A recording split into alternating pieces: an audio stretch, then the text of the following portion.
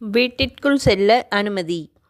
யா ரசூலுல்லாஹி ஸல்லல்லாஹு அலைஹி வஸல்லம், என்னுடைய தாயாருடைய வீட்டிற்குள் செல்ல என் தாயாரிடம் அனுமதி கேட்க வேண்டுமா என்று ஒரு மனிதர் நபி ஸல்லல்லாஹு அலைஹி வஸல்லம் அவர்களிடம் கேட்டார். ஆம் என்று நபி ஸல்லல்லாஹு அலைஹி வஸல்லம் அவர்கள் கூறினார்கள். நான் வீட்டில் தாயாருடன் வசிக்கின்றேன் என்று அவர் கூற, நீர் அனுமதி பெற்ற பிறகே செல்ல வேண்டும் என்று நபி ஸல்லல்லாஹு அலைஹி வஸல்லம் அவர்கள் கூறினார்கள். நான் அவருக்கு பணிவிடை செய்பவர்களாக இருக்கின்றேன், அடிக்கடி செல்ல வேண்டியது ஏற்படும் என்று அவர் கேட்டார். நீர் அனுமதி பெற்ற பிறகே செல்ல வேண்டும். உமது தாயாரை ஆடையற்ற நிலையில் நீர் பார்க்க விரும்புகிறீரா என்று நபி ஸல்லல்லாஹு அலைஹி வஸல்லம் அவர்கள் கேட்க, இல்லை என்று அவர் கூறினார்.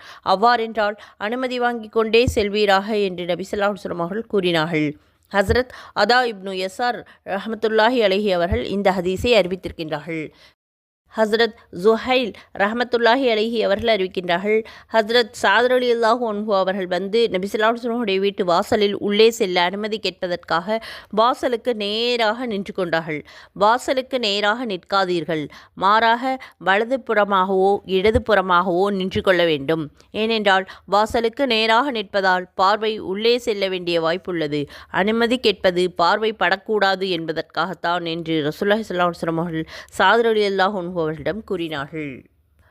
பார்வை வீட்டுக்குள்ளே சென்றுவிட்டால் அனுமதி கேட்பதில் பொருள் இல்லை, அதாவது அனுமதி கேட்பதால் எந்த பயனும் இல்லை என்று ரசூலுல்லாஹி ஸல்லல்லாஹு அலைஹி வஸல்லம் அவர்கள் கூற, அபூ ஹுரைரா ரலியல்லாஹு அன்ஹு அவர்கள் அறிவித்திருக்கின்றார்கள்.